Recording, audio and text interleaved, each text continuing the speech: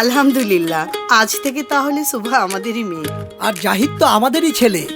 এমন খুশির দিনে নিন একটু মিষ্টি মুখ করুন। হ্যাঁ হ্যাঁ, আজকে কিন্তু আমি 2টা মিষ্টি খাবো। আরে আমার মেয়ের বিয়ে পাকা হয়েছে না, 2টা না 10টা মিষ্টি খাবো। কি আপনি কিছু দিবেন না? আপনার বিকাশটা পেতে পারি?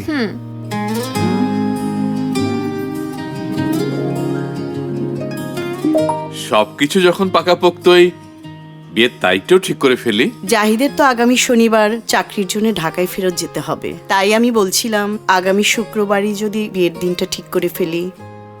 পরের শুক্রবার? আচ্ছা শোনো, টাকা পয়সা নিয়ে ভাইব না। বিকাশে আমার যে ডিপিএসটা আছে না, ওটা কিছুদিন আগেই ম্যাচিউর হয়েছে। তাও কি বলেন ভাই? পরের শুক্রবার একটু বেশি তাড়াহুড়ো হয়ে যাচ্ছে না? আরে ভাই সাহেব, আয়োজন তো হয়েই যাবে, শুভ কাজে তো দেরি কেন? কি বলো মা? না